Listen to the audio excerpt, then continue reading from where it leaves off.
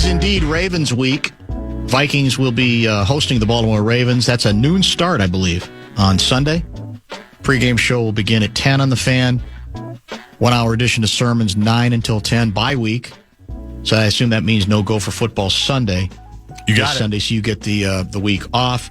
Alec Lewis never gets the week off. He joins us via the Connecticut Water Systems hotline. Welcome back to the program. I am curious to get your... I believe the Ravens, last I saw, were like 2 to 3 point favorites, somewhere in there. Is that fair? Do you think that they are deserving of that? That even though we know that part of the reason they struggled was, their quarterback was out, I'm still not viewing them. Maybe I'm underrating them as a great team. Vikings just come off their most impressive win of the season thus far on the road, and they are home dogs. Is that fair?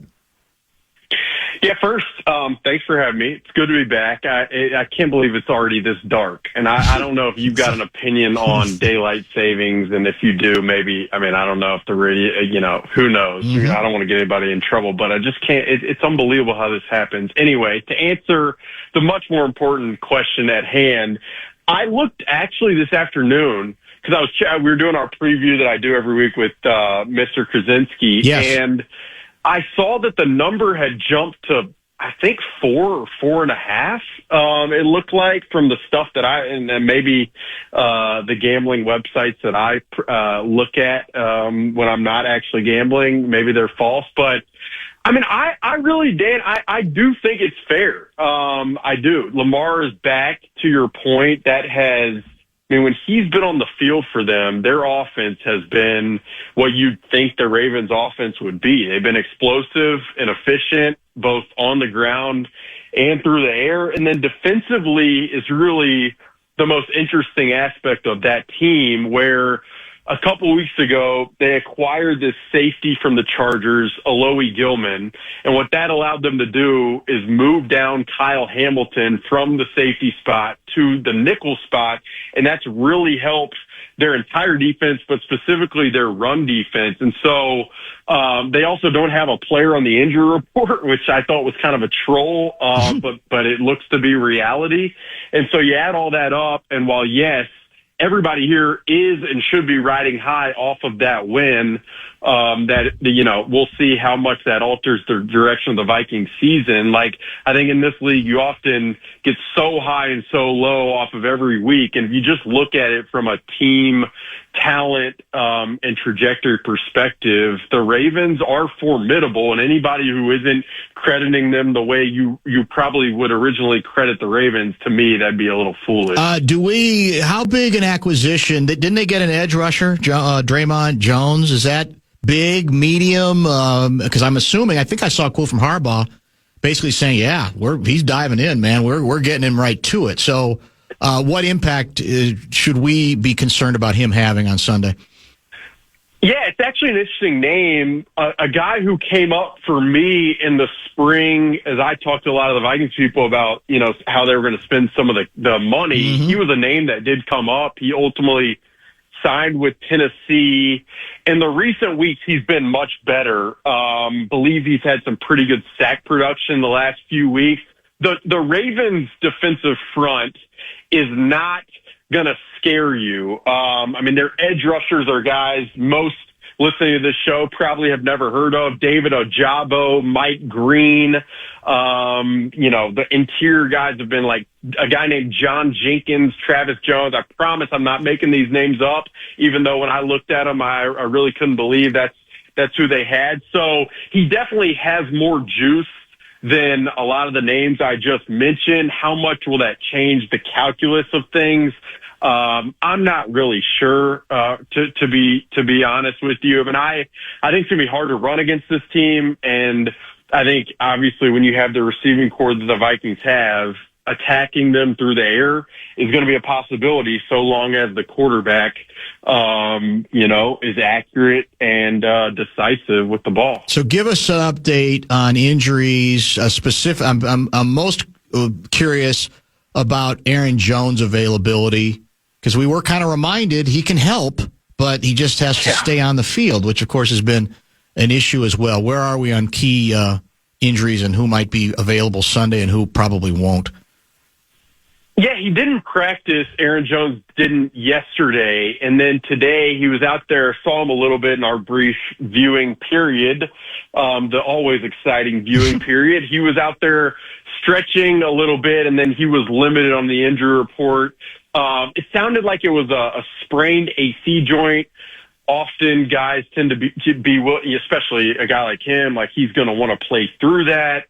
So I would not be surprised at all if he's active on Sunday. But I mean, the way you started the question is really important to me because I mean, a couple weeks ago when he came back against the Chargers, my editor asked me, like, do we want to do a blurb on this? And I mean, it's nothing against Aaron Jones, but I kind of dismissed it of like, he wasn't that efficient as a runner early in the season. How much of that was offensive line? That's an entirely different conversation. But the way he looked on Sunday against the Lions was like the Aaron Jones that, in Green Bay that I was electrifying. I mean, it was the first offensive play of the game was an 11-yard run. And then the first third down of the game was like a check into a screen pass to him, and he picks up the first down and keeps that drive moving. So I just thought he and the run game with him specifically was so big in terms of what the Vikings were able to do against Detroit. And if he plays, I think that's important. How healthy, how much is he favoring it? I mean, those to me are important questions given cushioning the quarterback as much as possible. Like he obviously plays a big role in that. All right, let's get a quick pause in. Alec Lewis joining us from The Athletic. We got a lot more ground to cover with him. Bonus bucks, Guardsy, do we have one more opportunity to perhaps get a winner? Fan and 2 men and a junk truck would love to help you with that. It is our national cash contest. The final keyword of the evening is Bills. Go to KFAN.com and enter the keyword Bills.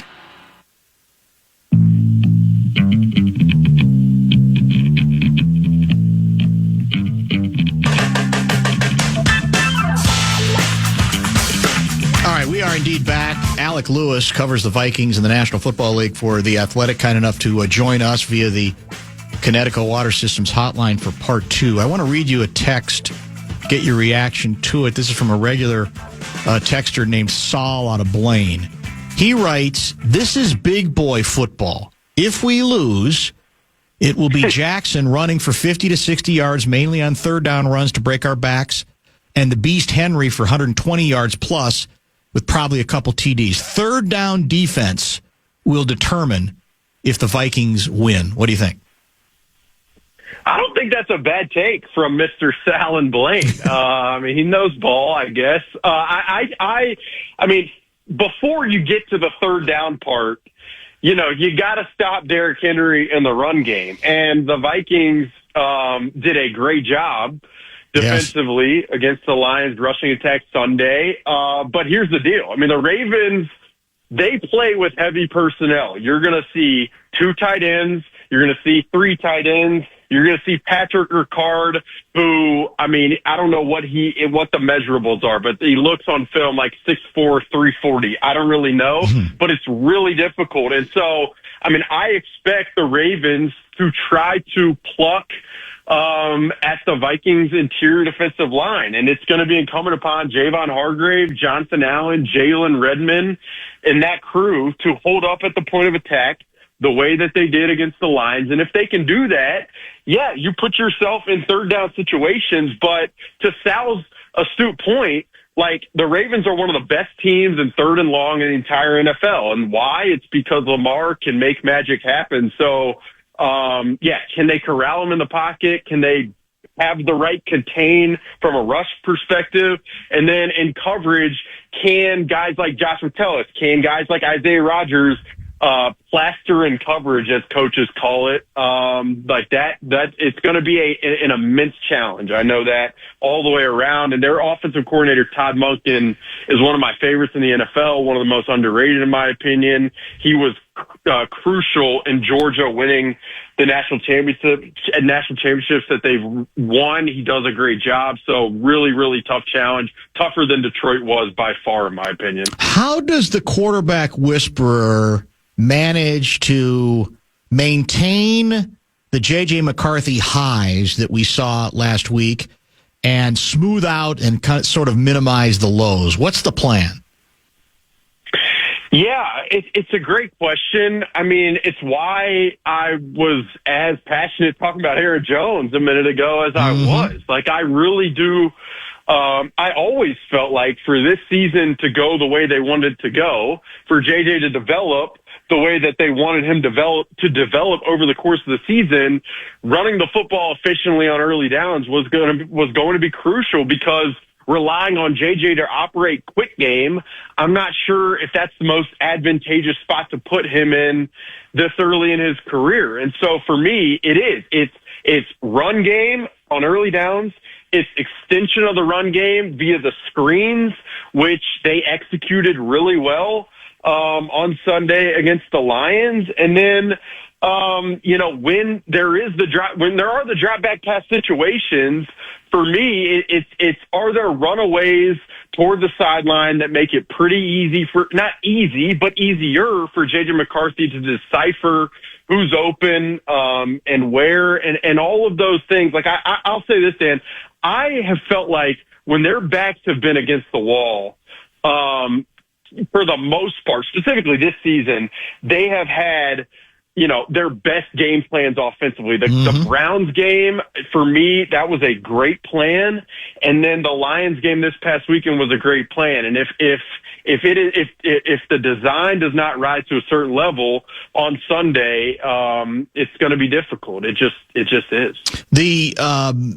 What's your best? I don't want to break down too much more about the Lions game because it is in the rearview mirror, but in terms of the X's and O's, because I know you study this stuff pretty closely, how do we explain the team's ability to basically neuter Gibbs? I mean, they that's as close to taking a really skilled offensive player out of a game as I've seen in some time. So how the hell did we do that? Yeah, the plan was phenomenal. It was like Brian Flores with the fastball that I think, when people here locally and even nationally, and whether it's like the hipster NFL community or people on TV like Dan Orlovsky praising Brian Flores, part of the reason that is the case is the type of kind of plan that he put together for that game. And so much of what they did, I guess to be succinct with it, was they made Jahmyr Gibbs and the interior of that Detroit Lions offensive line have to sort through blitzers from all angles. And why they were able to do that was because they had Andrew Van Ginkel back. And when you can drop the edge rushers in Jonathan Grenard and Andrew Van Ginkel, and they are as capable in space as Andrew Van Ginkel really is to take away some of the short throws, it makes Jared Goff pause. And then if you're blitzing off-ball linebackers, that's a lot for a running back to sort through. And then I mean, beyond crediting Brian Flores, like, I think you also really have to praise the linebacker play. And that's Blake Cashman, who I thought had just a really, really good game. And then Eric Wilson, who has been a revelation. I mean, of all of the, this staff has earned a lot of praise over the years for like astute offseason signings and free agency, but there is no way in heck, I know this for a fact, internally they thought they envisioned Eric Wilson having 19 pressures through 9 games, which is the most of the entire team besides Jonathan Grenard. He's been really, really good for them, and he was really good on Sunday when they needed him to be at his best. Do you have is your prediction in? Can you give us a sneak peek? The fun deal you do with Johnny every week. Do we know who Alec Lewis is going to pick? Yes, I picked the Ravens by a touchdown, and that's not going to curry favor probably from the people listening to this who are really hyped coming off of last week. I do not take this Ravens team lightly, given the health and having Lamar Jackson and understanding what he can do, evading players in the pocket. And then I really want to see if this run defense can prove it against an experienced offensive line unit that will play with heavy personnel. Like I going into the Lions game, and again, not to belabor it, I was not that impressed with their interior offensive line on film. And what do I know? I'm just an amateur watching it, but I thought that really young interior was pretty unimpressive. Not that this Ravens interior offensive line is phenomenal, but their center, Tyler Lindenbaum, is pretty good, and Derrick Henry is just a load. So proving that for 2 weeks in a row, that they can stop the run, and then limiting Lamar Jackson, another mobile quarterback, which has given them trouble. Like, until they prove that to me this weekend, I'm going with the Ravens. There's one other item I wanted to run by you. This is not a story you're covering, so I don't want to hit it with you cold, but you do pay attention to things, and we have not talked about it yet. I'm looking at the Dallas Morning News version of the story, the tragic story regarding Marshawn Nealand, the Dallas Cowboys defensive end.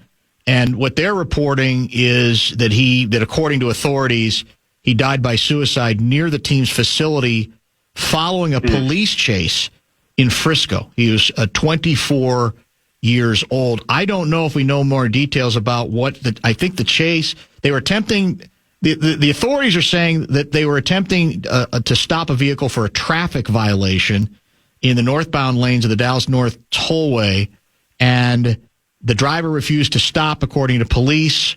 Then they lose sight at some point of the vehicle. And then Plano, Texas, officers responded about 11:30 p.m. to a welfare concern at Nealand's luxury apartment complex in the 6,000 block of Columbus Avenue, but no one was home. And it kind of went on from there. It sounds like a horrific story. Do we know yet anything more about it?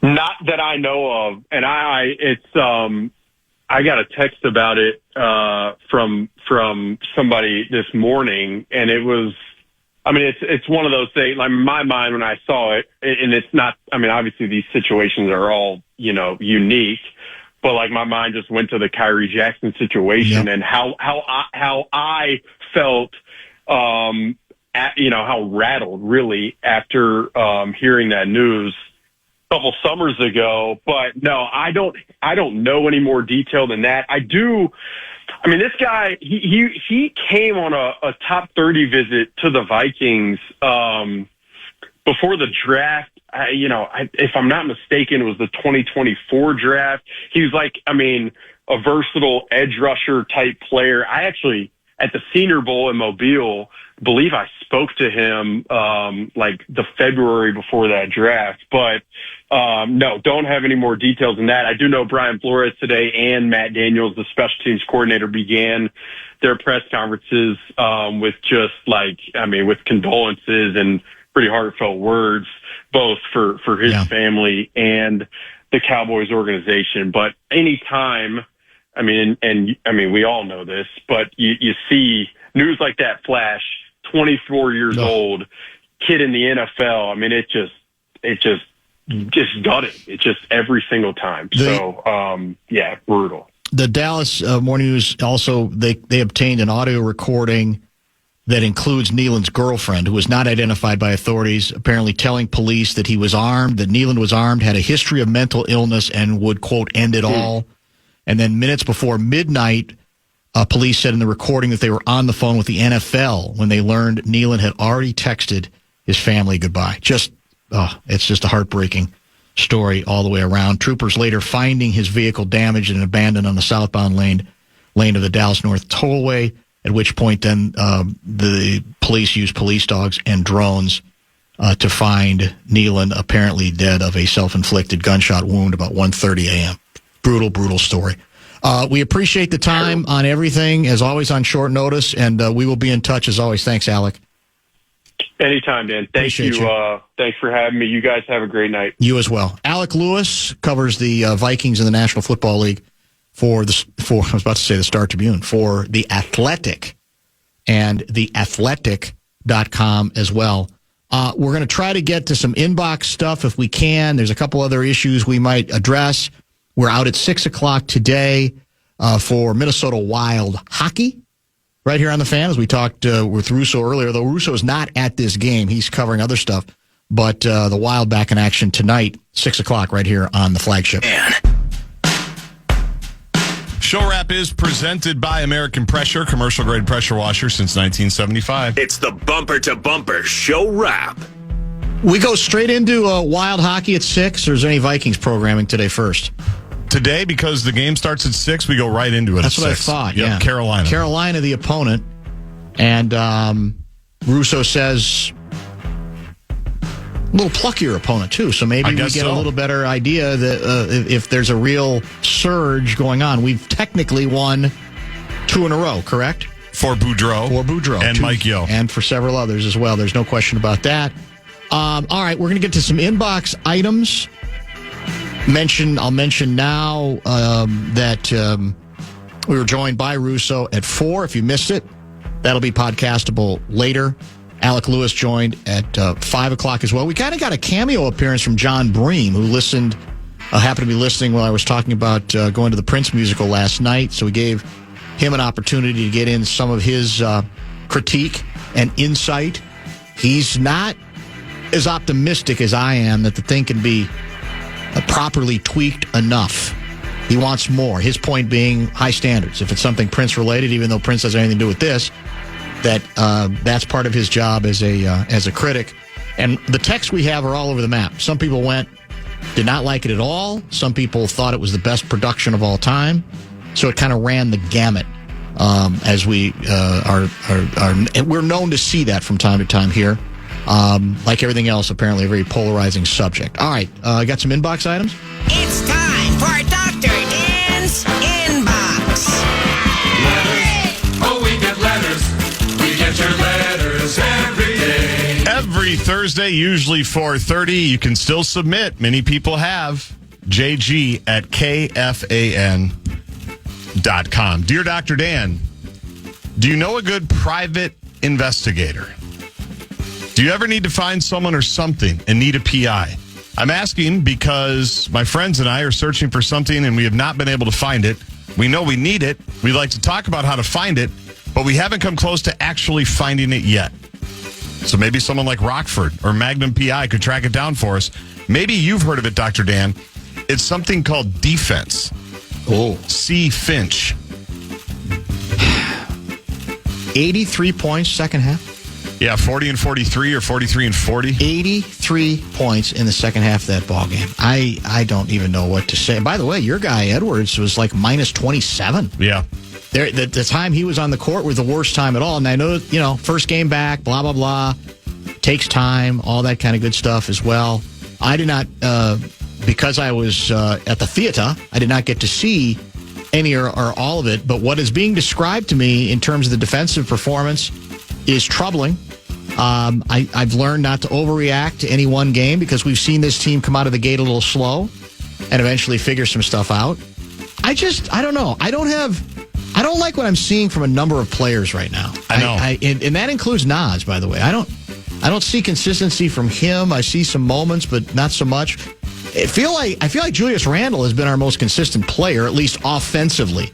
But defensively, for all the vowing and talk about this is what we've got to be, we're not close to being a shutdown defensive team, and we're probably not good enough offensively to say, well, we're just going to hang our hat on offense too. So there's the rub. It is the rub, yeah. and some of the analytics of it are the defense is horrible when Rudy's out of the game, but the defense is not very good when Rudy's in the game. So, it's the old you can't live with him, can't live without him kind of a thing. So I don't know where it goes, but I don't, and I'm willing to wait, but I don't see a lot of stuff to grab onto. And again, I know in the locker room players have to say what they have to say, but when DiVincenzo, does the old, we're a sometimes team, whatever his quote was. Yeah, it bothers me. He's not wrong. But I'm almost tired of hearing that stuff, too, because I don't even know, because it makes it sound literally like it's all will. And I'm not, I think some of it also is, we don't have all the same parts defensively. I don't think any of the young players we have in the rotation now, or that we're at least at least two of them, two of the three, are not great defenders at all. So part of what concerns me is, well, can we, even if we wanted to turn it on, is it just about effort, or is there an indication here that we've got some other issues from an X's and O standpoint defensively? So what the long-term answer is, I don't know. I'm hoping it's not Ja Morant, as we talked about earlier in the show. But that name's going to, any place where there's questions at point guard, that's going to come up, right? You're hearing it in every market in which there's a desire to help that position, or just a desire to bring in, obviously, a very explosive player when he's healthy and when he's committed to the bit. But you're asking for an awful lot of faith, good faith, that the light bulb's going to go off someplace else, and at what expense. So right now we're kind of in a holding pattern, and I guess you just sort of wait to see if something will congeal, right? We'll have a stretch where you go, okay, that now they're figuring some things out. They're figuring out some roles. Because I think part of it, don't you think, is we're not sure. We're not even sure among the young players who we want to play, right, and how often we want to play them. And we're kind of waiting for one or two of those to emerge. It's kind of like Nikhil was an important part because you knew that's true. What he was going to give you. He was, and we knew this. This isn't breaking any news, but they're having a hard time finding who's going to fill the Nikhil role, I feel like. Because nobody's really stepped in and taken it. I mean, it was viewed as, well, you can't bring everybody back, and he had to be the most expendable, and he was. And he got paid big money to go to Atlanta. But he did serve a pretty important role for them that has not yet been fulfilled. It's time for Dr. Dan's Inbox. Letters. Oh, we get letters. We get your letters every day. Dear Dr. Dan, I heard you on the radio a couple of weeks ago with my old rival, G. Mason. I beat him 7 out of 10 times, by the way. Not sure it was a rivalry. Wow. He said I'd answer his call and come on your show, but he wouldn't do it because he wants his own time on the radio. What G. Mason forgets is, since now he is in Fargo much of the time and can't come in studio enough, that my tenure as AD, if you recall, I started the invasion of Lakeville North, i.e. Madison 2.0. Had UW beat the chili out of G. Mason's replacement, T. Brewster, in football, and hell, I told Coach B. Ryan to have his kids practice diving off the Williams Arena floor. All this to say is I have plenty of ties to Minnesota, and if Jay Gard ever did get my number and called, I'd answer, especially this time of year, because I have to continue to defend Al Fickle and the Wisconsin football team from Wisconsin fans to anyone who will listen. Lastly, Dr. Dan, I, too, never got the invite to the Churchill Room at his former palatial estate. We could probably just talk about that for an hour. I'm ready to come on anytime.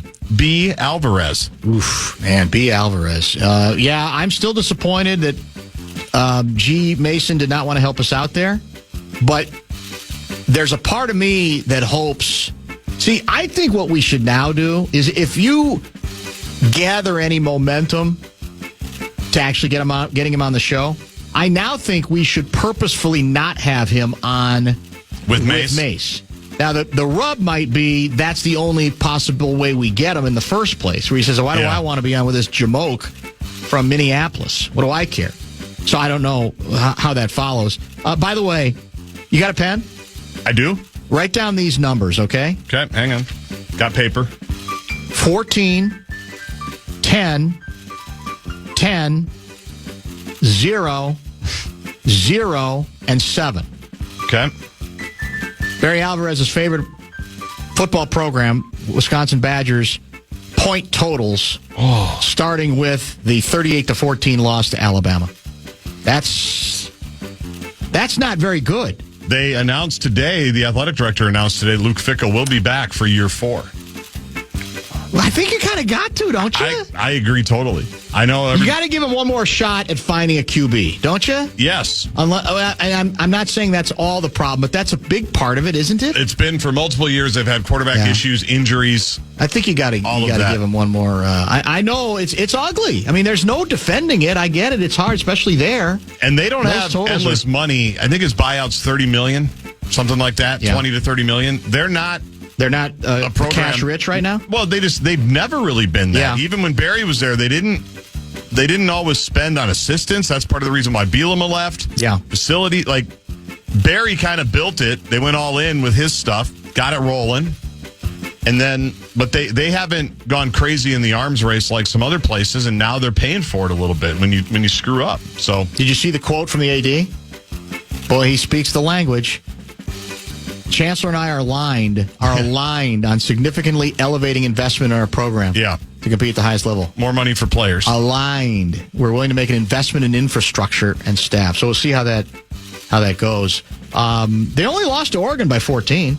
They played really well at Oregon. I wonder if that means Oregon is not quite as great as we thought, which opens the door maybe to Iowa beating them, or just Wisconsin, as you mentioned, does have a decent defense. Their defense has been consistent all year. Pretty solid. Pretty salty, and hasn't had a ton to work with the offense, as you mentioned. All right, what's next? Time for Dr. Dan's Inbox. Letters. Oh, we get letters. We get your letters every day. Dear Dr. Dan, there are so many ways to express ourselves, perhaps too many. We often use words, sometimes music. How about body language or facial expressions? And it has been said that a picture is worth 1,000 words. But Dr. Dan, what if we just simplified things for everyone? What if we did away with these more antiquated methods of communication and instead just use some random numbers? And if you feel like we are living in an N. Bargatze SNL skit about numbers, you may be correct. Oh well, 6'7". Sincerely, your favorite quarterback's alter ego, 9. What? You had to pick this one, didn't you? This is a good one. It's very well written. It is well written. That's true. That's from 9. That is from 9. Now, how do I abbreviate 9? I don't think I can. Oh, that's true. You need 2 words. It's 9. Yeah, it'd have to be 9. That's the way it'll have to be. I guess N9 for number 9. Dr. Dan's trying to remember the number of Minnesota-based professional athletes who have referred to themselves either third person or as another entity. Herschel did it for sure. Yeah. Herschel used to refer to himself in the third person back in the day. But I'll be honest, I don't remember many other athletes that have done that. Now, this is a variation on that a little bit. It's based on the number. And like I said, I just like to see this thing play out a little bit before. Now, he's saying it, so you have to quote him. Yeah. I don't know if he was prompted into it. But I blame the Jackals a little bit. I should have asked Alec about this. That they lose themselves in J.J. McCarthy's eyes, though. They have. About the process and all his stuff. Yes, they've lost it. There's too much about that, and it's making it easy. And in his mind, I'm sure he's saying, well, I'm just trying to cooperate. I'm trying to give you angles.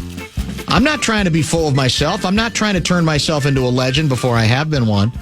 But it's all part of it. I mean, what was the big bit last week before the game?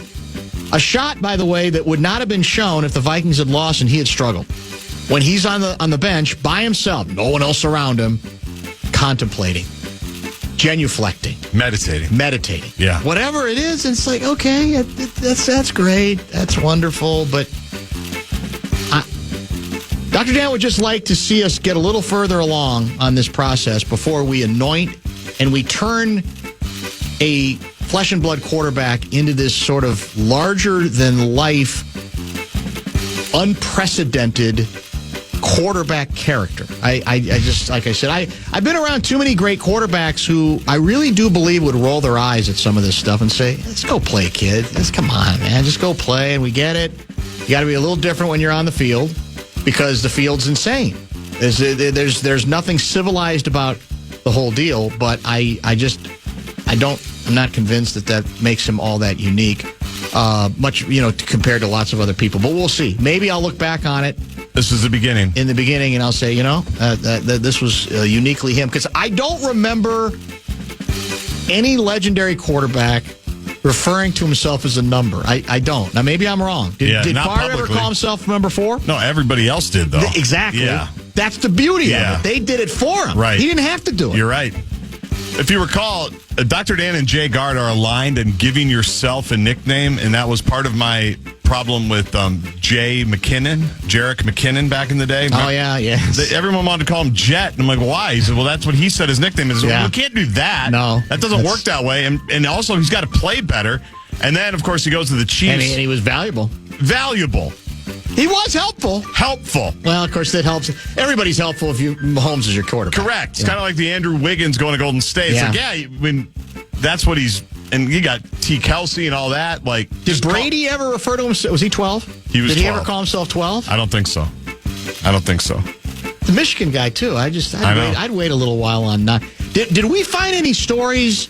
Did he refer to himself as 9 at the University of Michigan? I haven't looked, but maybe. Somebody will find it. Probably. There's no question. Why wouldn't he have? All right. It's time for Dr. Dan's Inbox. Letters. Oh, we get letters. We get your letters every day. Dear Dr. Dan, we're writing to inform you that in honor of his 20 minutes reminiscing about our rich history in great detail on 100,000-watt major market primetime radio, your show, sparked only by your question about his favorite number, we are proud to announce that we are inducting M. Russo into our hallowed Hall of Fame. In addition, we have petitioned the Canadian government to give him full citizenship. Sincerely, M. Expos. Well, what we learned earlier, if you weren't listening to the program, is that Russo Radio grew up being a huge Montreal Expos fan. And who was the player? Wallach. Tim Wallach. He basically, it sounds like he's obsessed with him. He wouldn't leave Tim Wallach alone to such a point that, like, 6 years between meetings, when he tried to reintroduce himself and tell a story, Wallach says, yeah, I remember you telling me that story 6 years ago. That's so good. Which is too good. It's okay to be a rube sometimes. It is. And that's why we all love sports. That's it. That's the beauty of it. And it's kind of random, although he kind of explained why it was the Montreal Expos. Even, pined about the possibility that they might never have left at all, from back in the day. But alas, history marched on. You're probably too old to remember Le Grand Orange, right? Rusty Staub. That was the nickname for him. I do not remember him. Big, left-handed slugger, played first base. Strapping lad. He was. I want to say he was at least 6'4", 6'5". Huge guy. And a very good slugger. He also had some very successful times, as I recall, with the New York Mets as well. Rusty Staub is the first guy I think of for Montreal Expos. We are out in 90 seconds, so that will conclude Dr. Dan's inbox. Brady called himself TB12. Well, he has a company. He trademarked it. Yeah. But he sells products in a When did he trademark that? Probably after Super Bowl 5 that he won. If that's what you're asking. Did you Larry Mondello guy thinks he's got you in a box. How so? Did you not name yourself the tasteless box of mashed potatoes, a.k.a. T-Bomb? No, unfortunately, I did not give myself that nickname. I'm not sure I would have picked that one. Would have been at the top of the list. That was a texter to that very same inbox or an emailer to the Bradshaw and Bryant KFAN text line. Those are the days. There's no question about that. All right. We are out early today for Minnesota Wild hockey. Where are we playing? Carolina? Carolina. I'm sure Fallness is playing Carolina on my mind in the open. Is he that trite? Yeah. Oh, man. He is. Seriously? He had a really good one a few weeks ago. Who's next on the anniversary? Are we running out of people to bring back for the anniversary? I would argue we are already out. No disrespect to Stefan Veilleux. No, not a... No shade. No shade to Veilleux. You might be right. Tomorrow's Friday, so it'll be the Friday football beast on the fan. Any shot at getting Bonus Salisbury? Or I did throw that out to him when he texted me earlier. I've not heard back yet. So that's fair enough. We'll Otherwise, the regulars, Gerby, Ben Gessling, and Lavelle E. Neal III. Thanks for watching. Thanks for listening. We'll talk to you tomorrow at 3.